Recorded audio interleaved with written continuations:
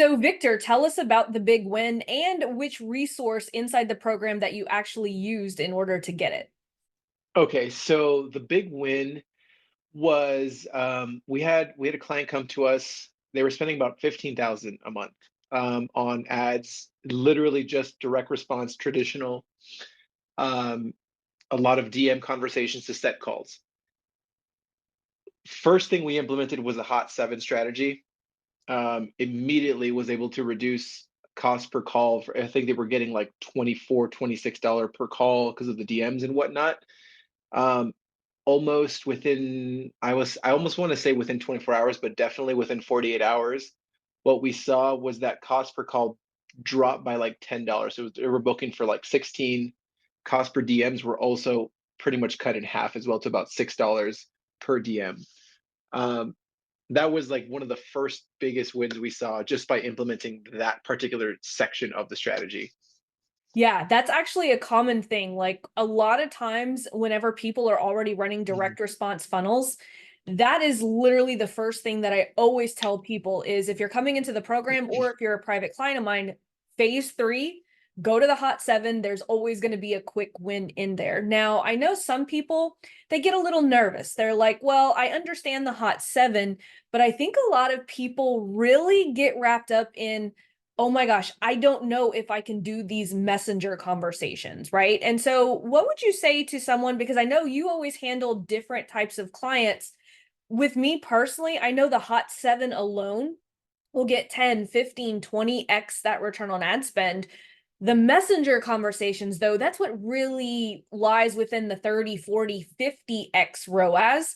What are you seeing with some of the people that you are putting, this strategy into place, whether it's the hot seven or the messenger conversations? How are you seeing it as a result of, well, some of these clients don't want to do messenger conversations compared to the clients who are like, yep, we're going all in, if you want to just kind of walk people through that process. Yeah, actually, I have two specific examples in how powerful those DM conversations are. So I have one client who spends, again, he spends like 20K a month. We're running everything.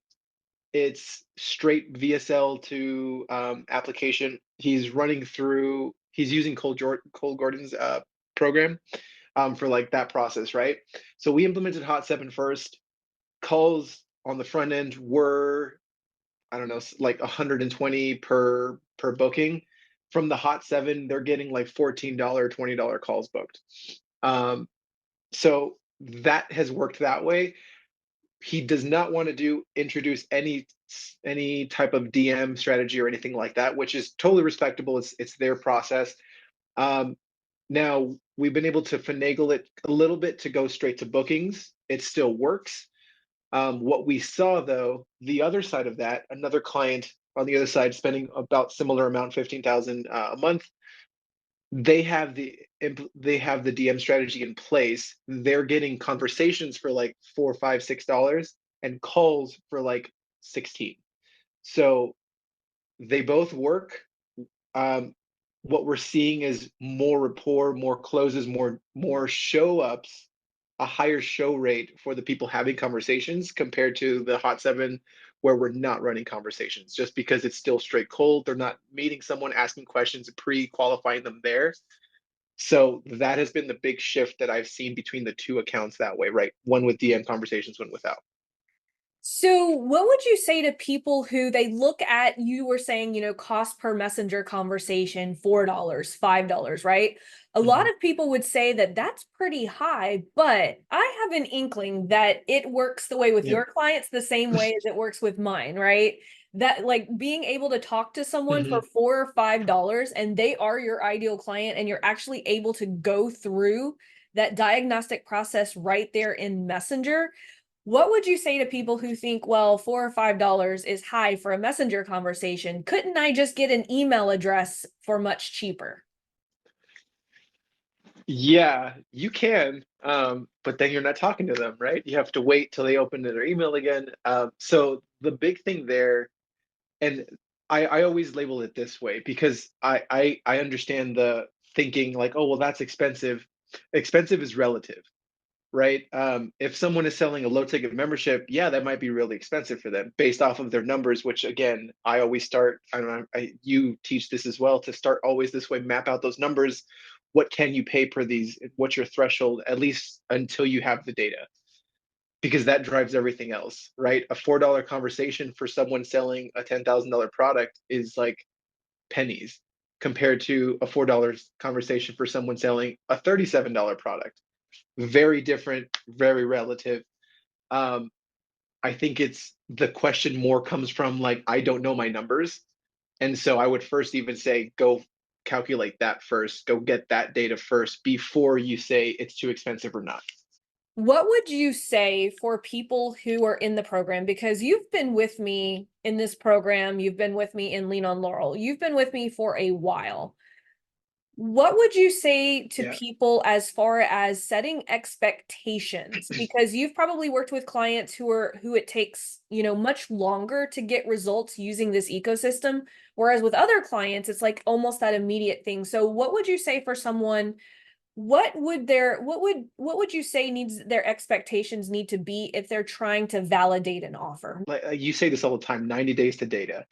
And I completely agree with that, especially if you haven't validated your offer. There's going to be multiple versions of it.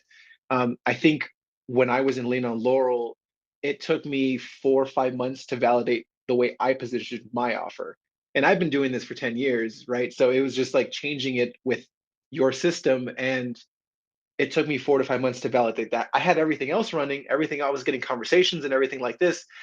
But that particular offer piece, that one that was getting me the calls that I wanted, the one that was bringing in the clients that I wanted, that took time to really nail down and dial in various iterations. So the expectations to be set, make sure that you're okay. It's at least 90 days until you start to see anything as far as data wise, what is starting to work for you.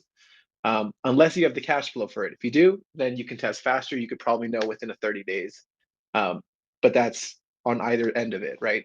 Yeah, so I know that you work with a lot of clients, and I know a lot of clients want to stay anonymous, but can you walk people through which scripts that you're actually using for the Hot 7? Do you find that some scripts work better than others? Are you using some of the scripts from the program? Kind of walk people through how you set up the Hot 7. Okay, yeah. So quickly here, I'll say that for the Hot 7, one thing I did was I did make slight adjustments to the way we do it. I use something you talk about like a lifestyle post. I call it something I learned in another program called a viral transformation. This is more the before, the after, the why. That works for us pretty well. But I love the nothing more frustrating than script. That's something actually you and I learned at the same time on a mastermind call with Billie Jean. But that one, I I have every client turn into several versions of that, and it's one of the ones that I love creating because I see typically we'll see the biggest interaction with those. Most conversations, most calls books, something like that, because we're really diving in and taking a stand for something and creating that like you're either on this side or this side. Um, and it doesn't have to be like super aggressive or anything. It's just oftentimes what you're frustrated about your industry, right? And that's really it. So I would say those two, the lifestyle post and that nothing more frustrating script, is by far one of the ones that we use the most often. The others are usually like testimonial carousels, things of that nature. So that's typically how we build it out. We follow a lot of what's inside of how you built the Hot 7. The small changes have been just how we've adapted it, but nothing more frustrating. And the testimonials for sure, and the lifestyle posts are, I would say, one of our go-tos for sure, like all around. That's so crazy because like whenever I like help some of my clients put the Hot 7 the first time, there's always the two ones that are like the outliers.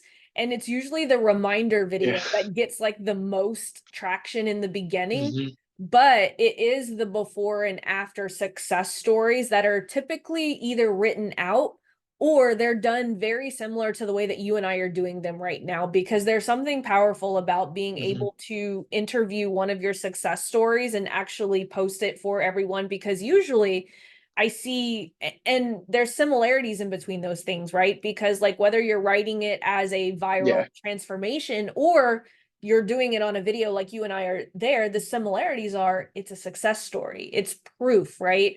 And one of the things Yep. I learned the other day, well, I didn't learn it, but Alex Harmozy said it during a tweet. He's like, proof is the one thing that makes you stand out from your competitors. It's not the offer, it's the proof from you selling the offer. And I was like, yes. Yeah, I agree because there's nothing like having the testimonials, and I mean, and so actually something to that. There's something there.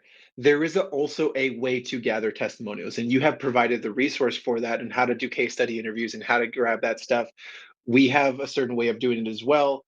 But I think oftentimes if you have a testimonial, it's better than nothing because then you can go back and leverage it. You can also, moving forward, know how to actually gather testimonials. Because if you just have a bunch of people saying, "You're awesome, you're cool, you're a nice person," like it's okay. But if they more talk about, "Here's the things that we did," and for example, I have Thomas was gave me one recently, and he was just like, "I've spent 30,000 across multiple agencies and people like that, and he's been able to help me do it this way, never like anyone before." And I'm like, "That's awesome," but there's a certain way he talked about it that I can leverage to make it to show proof that what we do and how we follow this process works. Versus like Victor's just a nice guy, it's like it's okay, but we want the stuff that our clients are saying, "Here's what we did and how we did it."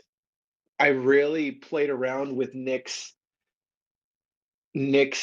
framework for how to create the multiple versions of a story when we talked about like actionable, aspirational, anthropological and analytical. And we're like, I was just like, why don't you just tell stories about your testimonial too?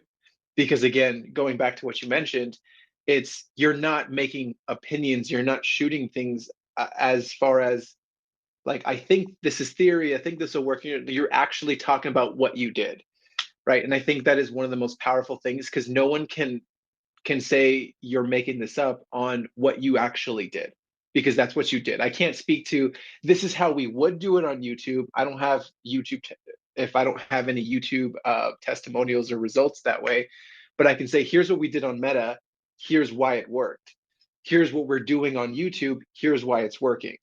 Sweet. Thank you. Awesome. Well, thank you so much. I appreciate you.